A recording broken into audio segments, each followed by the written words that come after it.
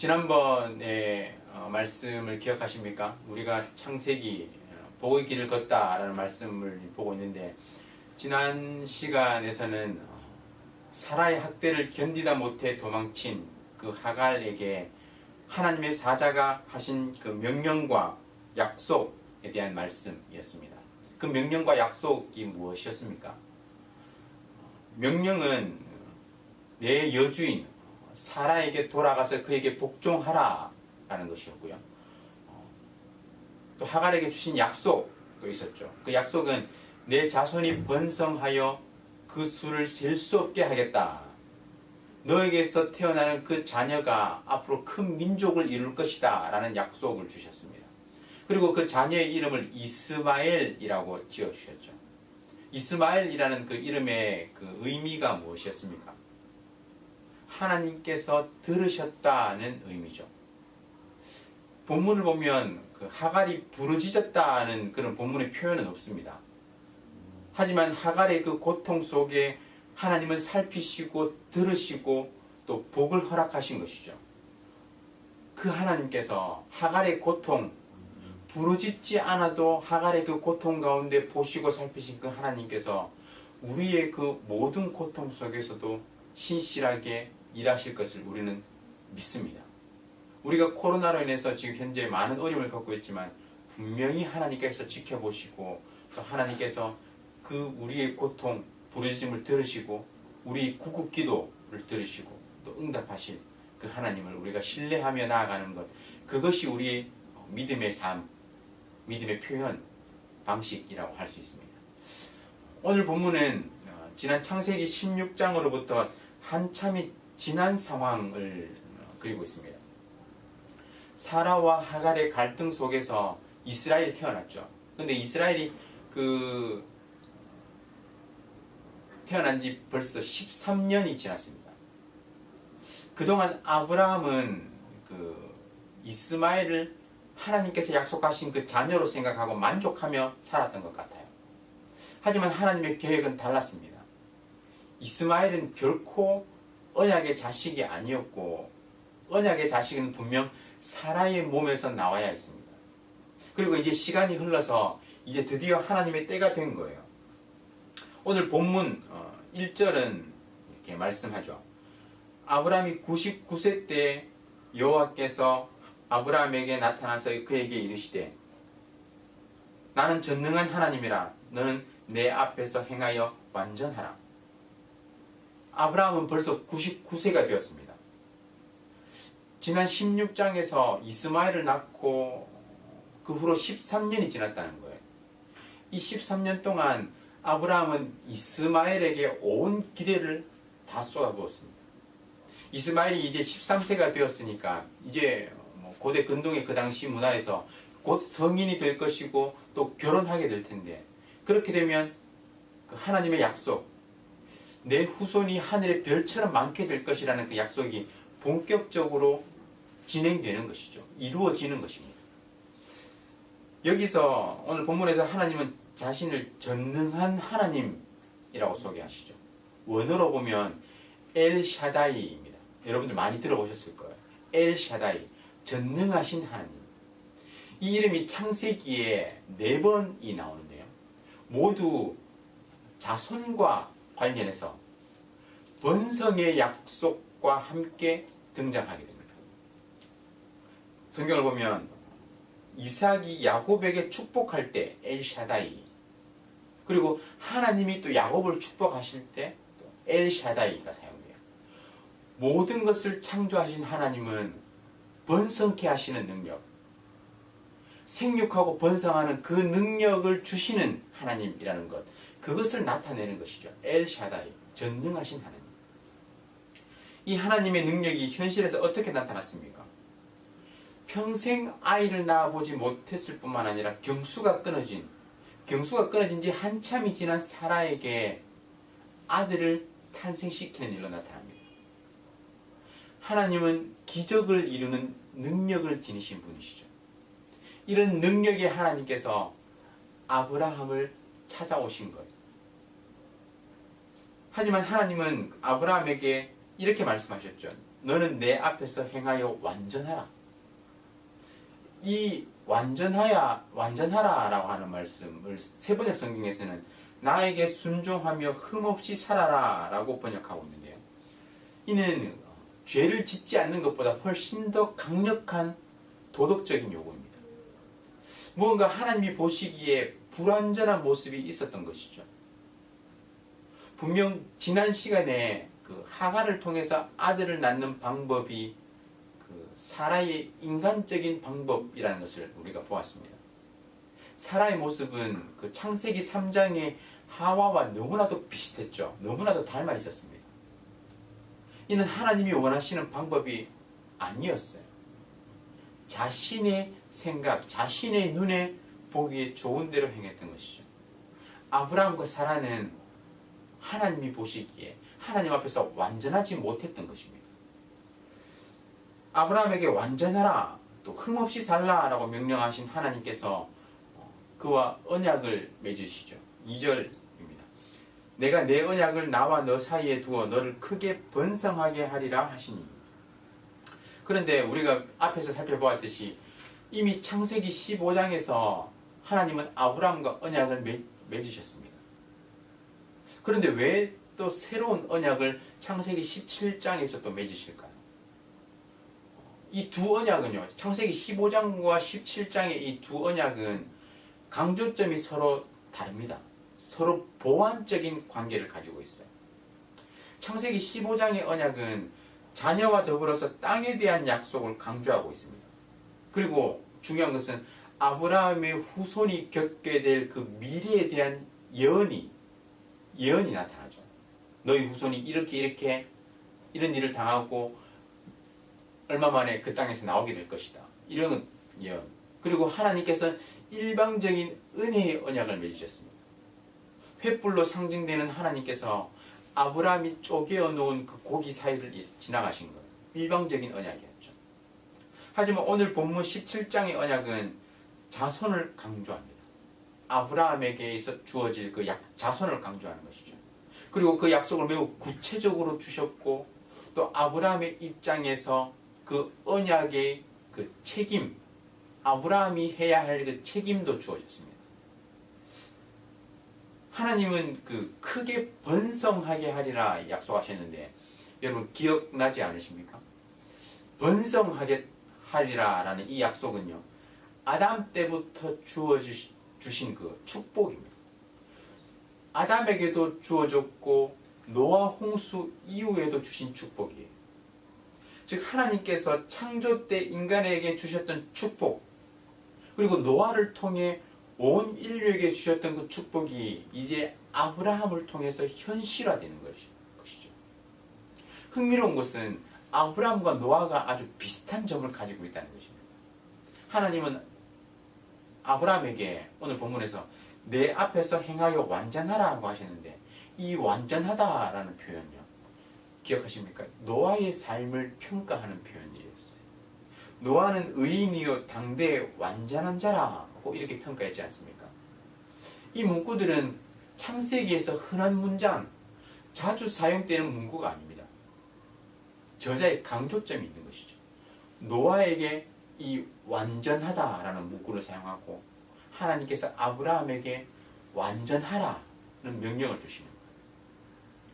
하나님은 그 아브라함을 아담과 노아의 계보를 잇는 차원에서 같이 보고 계신 것이죠. 하지만 축복의 대상에는 큰 차이가 있습니다. 노아 시대까지는 하나님께서 이 축복을 온 인류에게 직접적으로 주셨습니다. 하지만 11장의 그 바벨탑 사건 이후로는 이 축복이 하나님의 선택을 받은 자를 통해서 제한적으로 적용됩니다. 앞에서 본 것처럼 시간이 지날수록 인간의 죄악이 깊어져서 온 인류를 대상으로 그 하나님의 축복을 이루어가는 것이 어려워졌습니다. 그래서 하나님은 12장에 이르러서 구체적으로 아브라함이라는 그 믿음의 조상을 통해서 온 인류를 축복하실 것을 말씀하신 거예요. 본문의 말씀은 이런 하나님의 계획을 재확인하고 있는 것이죠. 온 인류를 축복하겠다는 그 하나님의 약속만. 하나님은 언약의 약속을 재언급하시면서 아브라함에게 개인적인 증표를 주셨습니다. 5절 말씀이죠. 이제 후로는 내 이름을 아브람이라 하지 아니하고 아브라함이라 하리니 이는 내가 너를 여러 민족의 아버지가 되게 함이니라. 그는 그 아브라함이라는 새로운 이름을 받았습니다. 아브람에서 아브라함이라는 이름을 받은 거죠.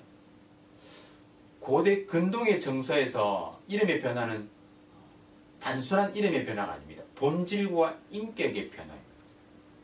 우리 주위에서 가게 이름, 그 똑같은 주인이 운영하지만 가게 이름을 바꾸는 것을 볼 수 있지 않습니까? 그냥 오래됐으니 뭐 식상하니까 바꿔보자 이런 게 아니에요. 새로운 가게 이름으로 모든 것을 새로 시작하겠다는 결단, 다짐입니다. 예수님께서 자기 교회를 세우시겠다는 약속을 주실 때도 베드로의 이름을 새롭게 하셨습니다.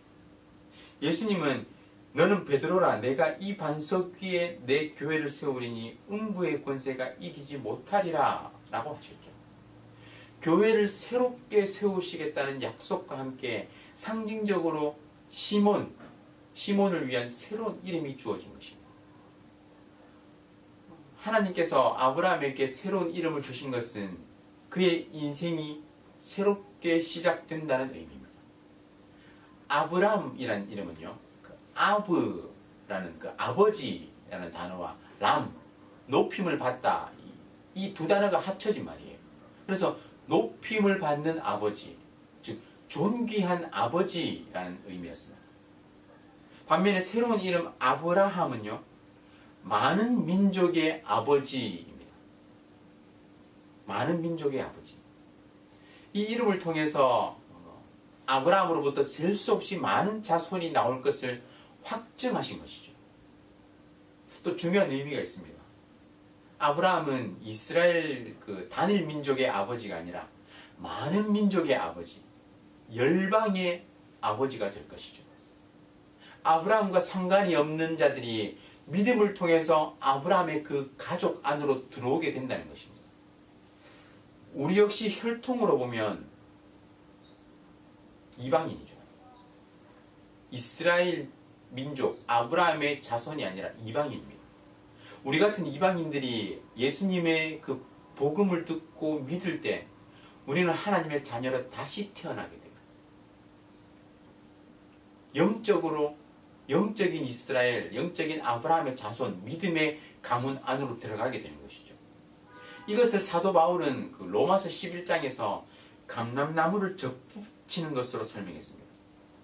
우리는 먹을 수 없는 돌 감람나무인데 복음을 들음으로 인해서 하나님의 참 감람나무에 접붙임 되어서 아브라함의 자손이요 하나님의 가족이 되는 것입니다. 아브라함은 그 이스마엘을 자기 아들로 삼고 만족했습니다. 하지만 하나님은 더욱더 큰 계획을 가지고 아브라함의 이름을 바꾸시고 새롭게 이 모든 것을 시작하도록 하신 것이죠. 구약에서 이름의 변화는 곧 신분의 변화를 의미합니다. 그리고 그 신분에 맞는 책임 있는 삶을 요구하죠. 우리도 새로운 이름을 받았습니다. 무엇인지 아십니까? 여러분의 각자의 이름이 있지만 그 이름 말고 새로운 이름, 그리스도인이라는 이름입니다. 그 이름에 예수를 가지고 있어요. 그리스도인들은 주의 백성, 예수 그리스도의 제자, 예수 그리스도를 따르는 주의 자녀라는 신분으로 변화된 것입니다. 여러분은 그에 합당한 삶을 살고 계십니까? 한 공동체에 속하면 그 공동체의 구성원으로서 지켜야 할 규율이 있습니다. 규범이 있어요. 그리스도인의 공동체, 이 교회 또한 그에 맞는 책임감이 주어지는 거예요. 우리의 삶은 예수님을 믿기 전과 믿은 후가 극명하게 달라야 하는 것입니다. 여러분의 삶은 어떻습니까?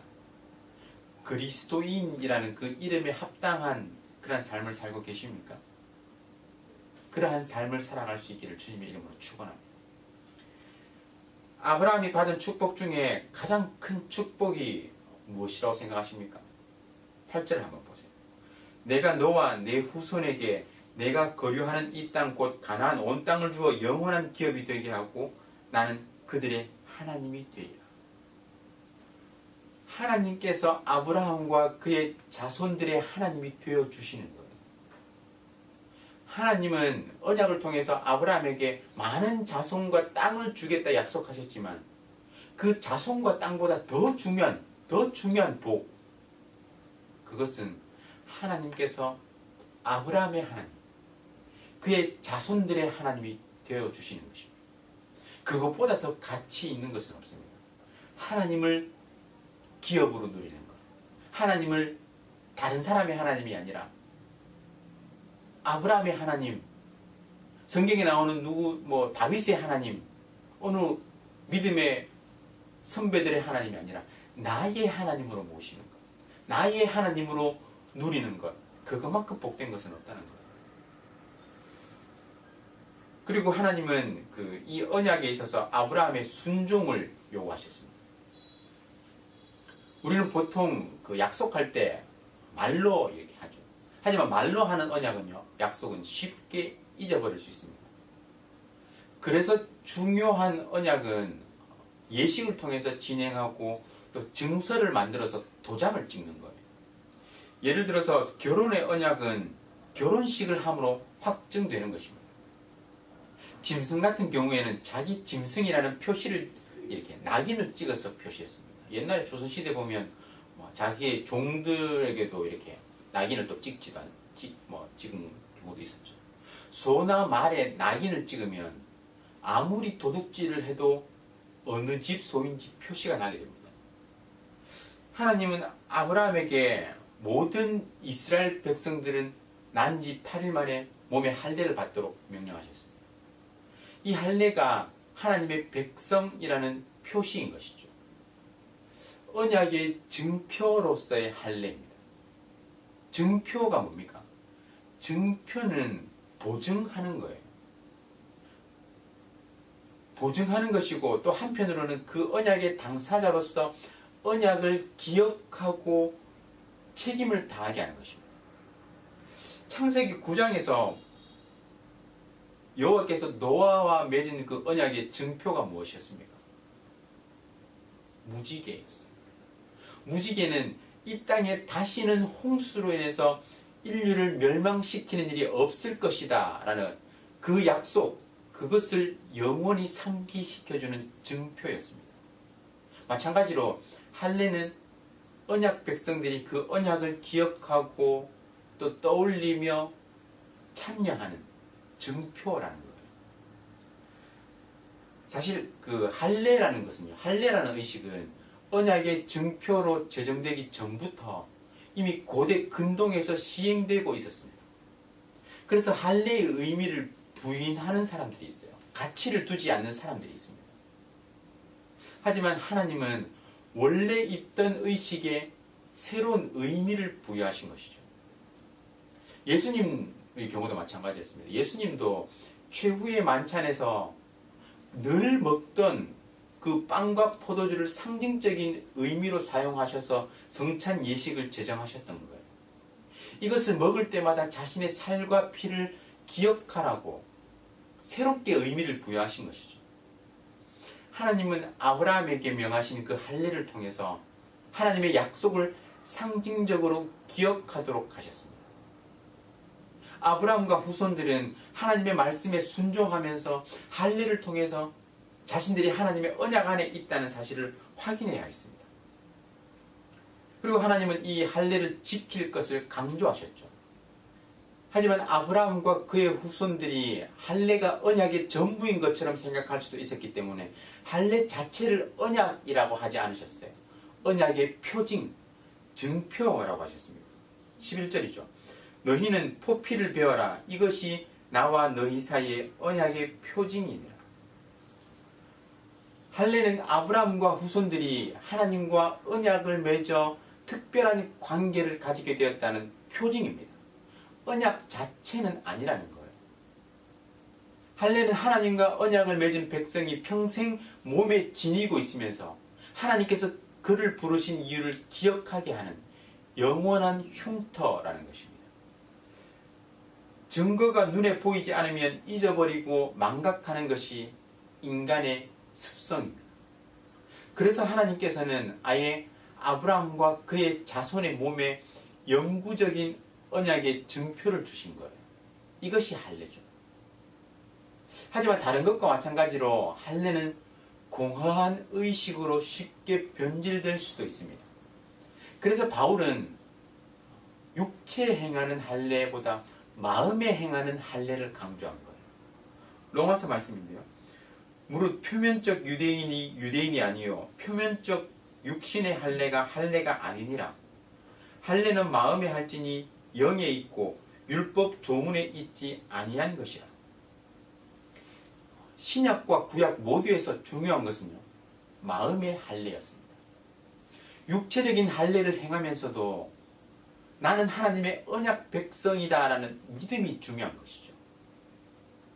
예수 그리스도를 통해서 구원에 이른 우리에게 요구되는 것도 마찬가지입니다. 육체적인 할례가 아니라 마음의 할례예요. 구약의 육체적인 할례도 타인에게 보이지 않는, 다른 사람들에게 보이지 않는 부분이고요. 신약의 그 마음의 할례도 눈으로 확인할 수 없는 부분입니다. 하지만 확인하는 방법이 있죠. 어떻게 해요? 모두 그들의 삶, 구별된 행동으로 확인할 수 있는 것입니다. 마음의 할례를 받은 사람은 하나님 중심의 삶을 살아가게 됩니다. 그 삶의 그 가치관의 변화가 일어나요. 삶의 자세가 바뀌는 것이죠. 여러분은 마음의 할례를 받았습니까? 여러분의 삶은 그것을 증명하고 있습니까? 마음의 할례를 받은 사람은 그 삶에서 변화된 삶으로 그것을 증명하는 거예요. 믿음과 행위, 믿음과 삶이라는 이것은 결코 분리될 수 없는 중요한 요소죠. 동전의 양면과도 같은 것. 할례의 범위는 가족과 종들 중에 모든 남자들이었습니다. 이 할례는 이방인에게도 해당되는 약속이었어요. 12절, 13절에 보면 이렇게 나오거든요. 하나님은 이스라엘 백성들 가운데 있는 이방인들도 할례를 받을 수 있게 하셨습니다.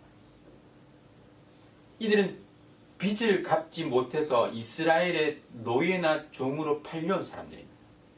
하나님은 이들도 하나님의 귀한 언약에 동참하게 하신 거예요. 요엘 선지자의 예언을 여러분 기억하십니까? 요엘 선지자는 하나님께서 하나님의 영을 만민에게, 남종과 여종에게 부어주실 것이라고 약속했다고 그렇게 말하고 있죠. 그 후에 내가 내 영을 만민에게 부어주리니 너희 자녀들이 장래일을 말할 것이며 너희 늙은이는 꿈을 꾸며 너희 젊은이는 이상을 볼 것이며 그때 내가 또 내 영을 남종과 여종에게 부어줄 것입니다. 여러분, 이 약속이 아브라함에게 명하신 할례에 이미 나타나 있는 거예요.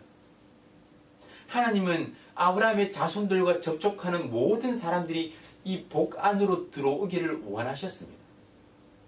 하지만 할례를 행하지 않으면 언약을 깨뜨리는 행위였습니다. 언약을 깨뜨리는 행위로 간주해서 처벌을 받게 되는 거예요. 그 처벌은 14절이죠. 할례를 받지 아니한 남자 곧 그 포피를 베지 아니한 자는 백성 중에서 끊어지리니 그가 내 언약을 배반하였음이니라. 끊어내지 않는 자는요, 자신의 그 포피를 끊어내지 않는 자는 언약 백성으로부터 끊어짐을 당하게 되는 것입니다. 아주 유명한 언어 유희예요. 언어 유희. 끊어내지 않으면 끊어짐을 당한다. 할례에 나타난 유명한 언어 유희. 하나님은 자손에 대한 약속을 아브라함의 이름, 아브라함에서 아브라함으로 바꾸는 것, 그것을 통해서 확증해 주셨는데요. 한 번 더 자손에 대한 약속을 또 확증하십니다. 사레에게 새로운 이름을 주심으로써 그것을 증표로 삼으신 거예요. 사레라는 이름은 그 공주, 여왕이라는 뜻입니다. 새로운 이름. 그런데 사라라는 새로운 이름은요, 사실 사레라는 이름을 조금 다르게 표기한 것이죠. 하지만 하나님께서는 그녀도 아브라함처럼 많은 민족과 왕들의 어머니가 될 것으로 설명하십니다. 그래서 사라라는 이름을 주시면서 여러 민족의 어머니, 더 구체적으로는 많은 왕들의 어머니로 의미를 주신 거예요. 아브라함과 사라의 이름이 새롭게 주어졌습니다. 새로운 이름의 의미를 보면 언약의 범위가 개인적인 차원, 아브라함과 사라, 그 개인적인 가족 안에만 머무는 것이 아니라 전 민족을 향하는 것임을 알 수 있죠. 여러 민족의 아버지, 여러 민족의 어머니. 사라가 아들을 낳고 그 민족의 어머니, 여러 왕이 그녀에게서 태어난다는 그 말씀은 아브라함을 웃게 만들었습니다. 17절을 이렇게 표현하죠. 아브라함이 엎드려 웃으며 마음속으로 이르되 100세 된 사람이 어찌 자식을 낳을까? 사라는 90세니 어찌 출산하리요? 하고. 여러분, 원어로 보면요, 그냥 그리고 아브라함은 엎드려 웃었다 이렇게 말합니다. 하나님의 말씀에 대해 가지고. 이 웃음에 대한 해석은 주석가들마다 조금씩 다릅니다. 저명한 구약 신학자 월터 브루그만은요, 아브라함이 이 약속을 전적으로 의심하였고 비웃음의 의미로 웃었다라고 말했습니다. 그러나 또 다른 신학자 제이콥이라는 신학자는 의심이 아니고 이런 일이 일어날 수 없다는 것도 아니다, 비웃은 것이 아니다 라고 이렇게 말해요. 약속을 위해서 모든 것을 포기한 그 아브라함이 이제 와서 전능하신 하나님의 능력을 의심할 수 있단 말인가? 그 약속을 불신할 수 없다 이렇게 보는 거예요. 그런데 본문의 문맥을 보면 아브라함의 웃음을 불신에서 비롯된 웃음이라는 것을 알 수 있습니다. 아브라함은 자신과 사라의 나이를 생각하면서 아이를 낳기에 불가능하다고 생각했습니다. 그래서 아브라함은 웃으면서 100세 된 사람이 어떻게 새로 아이를 갖겠습니까? 하면서 이스마엘이나 잘 되기를 원한다 이렇게 말했어요. 18절은 분명히 말씀하죠. 아브라함이 이에 하나님께 아뢰되 이스마엘이나 하나님 앞에 살기를 원하나이다. 하나님께서 아브라함에게 그 사라의 이름을 사라라고 고치라고 하시면서 이제 사라가 그에게 아들을 낳아줄 것이라고 말씀하셨을 때 아브라함은 엎드려 웃었습니다. 너무 기가 막혀서 웃은 거예요. 자신과 사라의 나이가 이제는 아이를 낳을 수 없는 불가능한 상황이라는 것을 알고 그 하나님의 말씀을 듣고는 기가 막혀서 웃은 것이죠. 아브라함은 일단 그 하나님의 말씀 앞에서는 무릎을 꿇었고 엎드렸습니다. 하지만 아들 문제에 있어서만은 자기 나름대로의 강한 고집이 있었던 거예요. 하나님의 말씀을 받아들이기가 어려웠던 것입니다. 그래서 너무 현실적이지 않은 상황에서 웃음이 나왔던 것이죠. 하지만 이것은 분명히 아브라함의 불신앙이었습니다. 하지만 하나님은 분명히 말씀하시죠. 19절 하나님이 이르시되 아니라 내 아내 사라가 내게 아들을 낳으리니 너는 그 이름을 이삭이라 하라. 내가 그와 내 언약을 세우리니 그의 후손에게 영원한 언약이 되리라. 하나님께서는 그 아브라함과 언약을 맺으신 것처럼 이 아이와 이 아이의 후손들과도 언약을 맺으실 것이라 말씀하셨습니다. 심지어는 1년 후에 사라의 몸에서 아이가 태어날 것이고 그 아이의 이름까지도 지어주셨어요. 그 아이의 이름은 우리가 잘 아는 대로 이삭이죠. 이삭이라는 이름 자체가 그가 웃다라는 의미입니다. 여러분, 그 이스라엘의 선조들 중에서 아브라함과 야곱은 하나님으로부터 새로운 이름을 받았어요. 아브람은 아브라함으로, 그리고 야곱은 이스라엘이라는 이름을 받았죠. 하지만 이삭은 새로운 이름을 받지 않았습니다. 이삭의 이름은 처음부터 하나님께서 지어주신 것이기 때문에 바꿀 필요가 없었던 것이죠. 이삭이라는 이름은 말씀드린 대로 그가 웃다라는 의미입니다. 그 이름의 출발점이 어디였습니까? 부모의 불신이었어요. 아브라함과 사라가 하나님의 말씀을 비웃은 것에서 비롯된 것입니다. 아브라함이 오늘 본문에서 이렇게 하나님의 약속을 듣고 비웃었지만 사라도 하나님의 약속을 듣고 웃었습니다. 18장 뒤에 가서 이렇게 나오는 말씀인데요. 내가 늙었는데 어떻게 아들을 낳겠습니까? 라는 것이었어요. 내가 경수가 끊어진 지 한참인데 어떻게 아들을 낳겠습니까? 이런 생각으로 사라도 웃었던 거예요. 하지만 훗날 사라가 이삭을 낳고 나서는요, 좋아서 웃었습니다. 21장 5절 6절에 이렇게 나와요.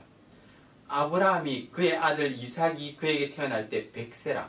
사라가 이르되 하나님이 나를 웃게 하시니 듣는 자가 다 나와 함께 웃으리로다. 본문을 통해서 하나님께서 아브라함과 사라에게 이렇게 말씀하시는 것 같습니다. 오늘은 너희가 나의 말을 믿지 못해서 웃지만 머지않아 너희들의 비웃음이 참 웃음으로 변해서 기뻐할 것이다.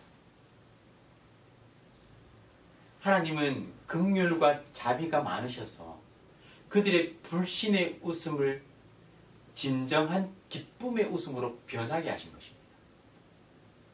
하나님의 약속은 반드시 성취됩니다.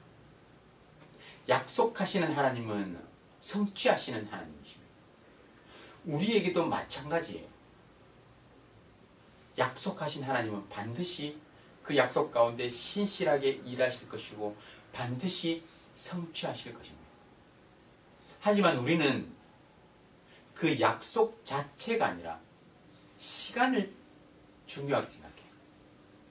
성취의 그 때에 대한 과도한 관심입니다.